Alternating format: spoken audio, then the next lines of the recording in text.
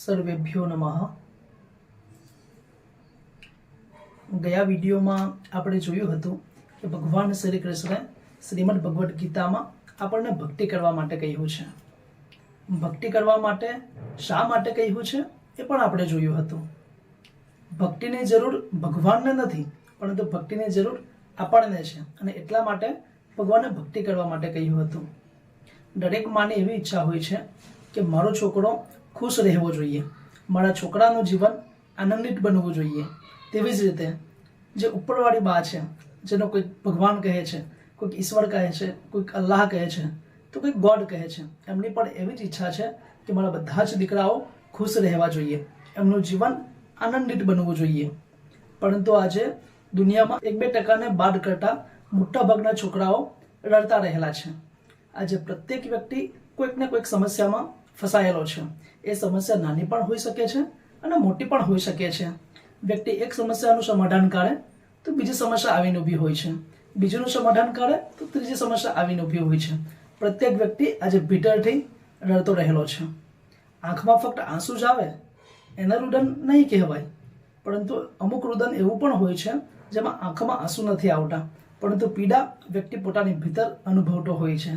અને આ રીતે પ્રત્યેક વ્યક્તિ આજે રડતો રહેલો છે, અને આ રડવાનું બંધ થાય એના માટે જ ભક્તિની જરૂર છે.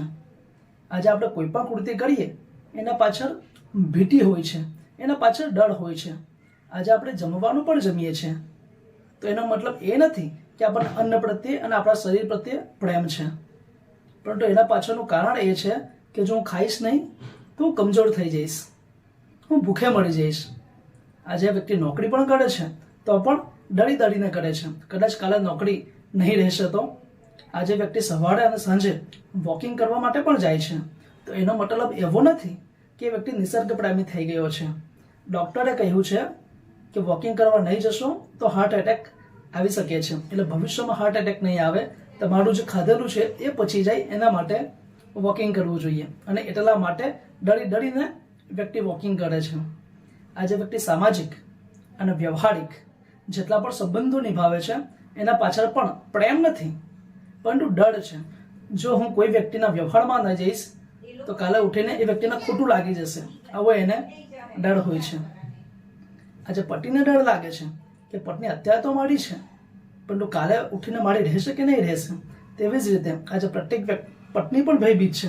આજે મારા હસબન્ડ મારા છે, પરંતુ કાલે ઉઠીને એ બીજા કોઈકના તો નહીં થઈ જાય ને. બધા લોકોનું જીવન આજે ડરમાં વ્યતીત થાય છે. આજે લોકો ભક્તિ પણ કરે છે, લોકો ભગવાનને પણ માને છે, ભગવાનની પૂજા પણ કરે છે, પરંતુ એના પાછળ પણ ડર રહેલો છે. ભગવાન પ્રત્યે પ્રેમ નથી. પાંડુરંગ શાસ્ત્રી આઠવલે એવું કહે છે કે પ્રત્યેક કૃતિની પાછળ પ્રેમ હોવો જોઈએ, ભય નહીં. પરંતુ આજે વ્યક્તિનું જીવન ભયભીત થયેલું છે, અને જે વ્યક્તિ ભયભીત હોય છે એ વ્યક્તિ જીવનની મજા લઈ શકતો નથી, એ વ્યક્તિનું જીવન આનંદિત બની શકતું નથી. આપણે આપણા ઘરમાં જમતા હોઈએ અને આપણા જ ઘરમાં એક ઉંદર જમતો હોય, તો આપણા જમવામાં અને ઉંદરના જમવામાં જમીન આસમાનનો તફાવત છે. આપણે હસીને મજાથી જમતા હોઈએ, જ્યારે જે ઉંદર છે એ ડરીને જમતો હોય, અને એવું લાગે છે કે અત્યારે કોઈક બિલ્લી આવી જશે અને મને લઈ જશે, અત્યારે કોઈક વ્યક્તિ આવશે અને મને મારી નાખશે. એ વ્યક્તિ ડરીને જીવે છે. આ જો ડર કાઢવો હોય અને રડવાનું બંધ કરવું હોય તો એના માટે ભક્તિની જરૂર છે. ભક્તિ થકી ડર પણ જઈ શકે છે અને વ્યક્તિ નિર્ભય પણ બની શકે છે. જો આપણે શાસ્ત્રોક્ત ભક્તિ કરીએ ત્યારે માની લો કે આપણું 5-6 માળનું એક મકાન તૈયાર થતું હોય. મકાન તૈયાર થઈ ગયા પછી જે કોન્ટ્રાક્ટર હોય તે આપણને જોવા માટે બોલાવે. હવે 5 માળનું મકાન રેડી થઈ ગયું છે, પરંતુ 5મા માળે આપણે ઉપર ચડીએ તો ઉપર જો સેફ્ટી દિવાલ બની નથી, છત આખી ઓપન છે. એટલે કોન્ટ્રાક્ટર આપણને એવું કહે કે છેવાડાના ભાગ પર જાઓ અને ત્યાંથી નીચેનો અને આજુબાજુનો નજારો તમે નિહાળો.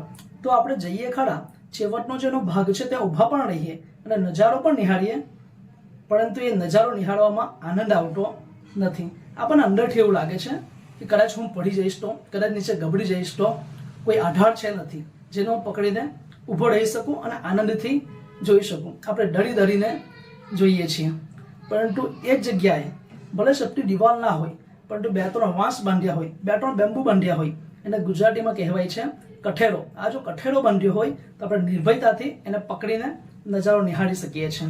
દાદા એવું કહે છે કે એક્ઝેક્ટ સંસારિક જીવનમાં પણ ભક્તિ એક કઠેરાનું કામ કરે છે. ભક્તિ એક આધાર આપવાનું કામ કરે છે. અને જે વ્યક્તિના જીવનમાં શાસ્ત્રોક્ત ભક્તિ હોય છે એ વ્યક્તિ ભયભીત નથી થતો અને એ વ્યક્તિ ક્યારે રડતો નથી. આ વ્યક્તિ નિર્ભયતાથી જીવન જીવી શકે છે. અને આ શાસ્ત્રોક્ત ભક્તિ કરવાથી જ જીવન આનંદિત થઈ શકે છે. આ શાસ્ત્રોક્ત ભક્તિ આપણે આગળના વિડીયોથી જોઈશું. અસ્તુ.